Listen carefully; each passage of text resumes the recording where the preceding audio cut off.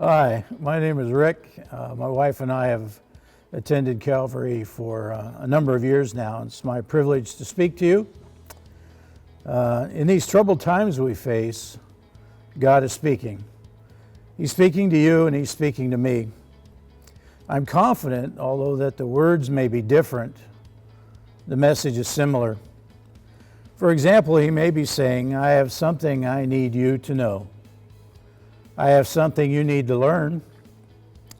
I love you and care for you enough to temper your life through this experience. As I've read through the life of Moses and stood on the shoulders of men much taller than I am, some things have been brought to mind through that very familiar story in Exodus chapter 3. God never puts us through the blast furnace to ruin us. He does it to refine us. And in the midst of that howling wilderness, through the process of time, the stinging sand bites through the rust and the corrosion and makes us usable tools in His hands. God says, you're going to stay right where you are until I move you. In the burning bush experience, God may be asking, what is it going to take?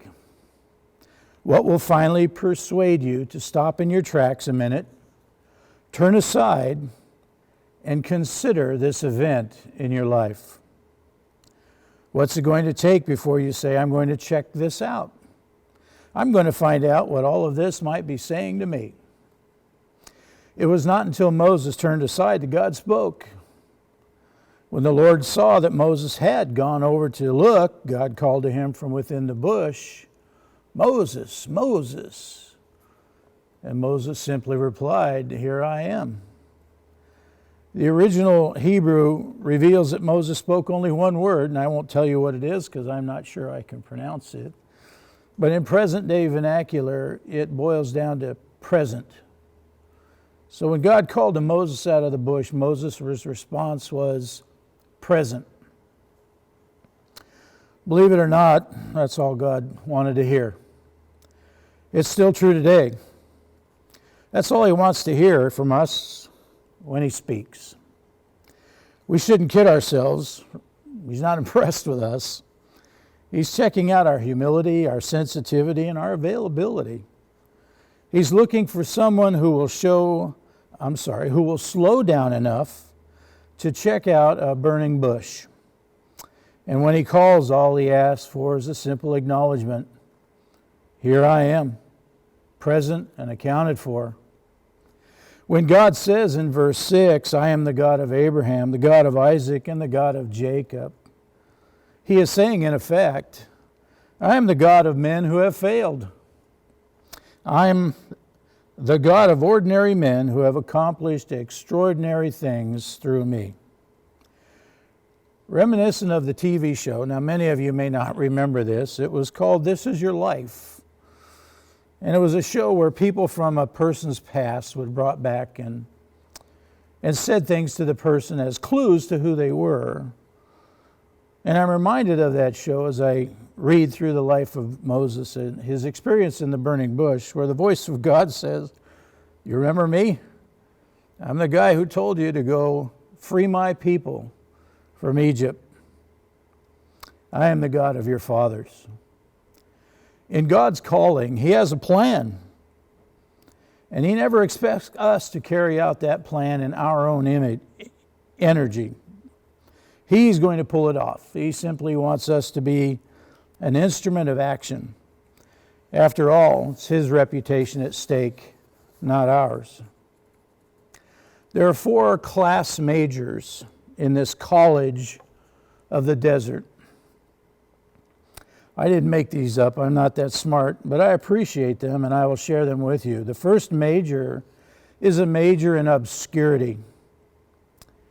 We can handle almost anything as long as there are people around to encourage and help us shoulder the burden.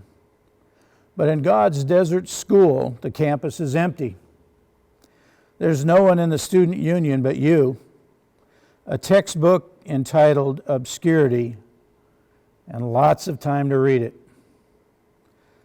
The second major is a major in time. God not only plans the breadth of the test, He plans the length of it as well. His timing is every bit as significant as His testing. He knows when we need the desert, and He knows when we are ready to move on.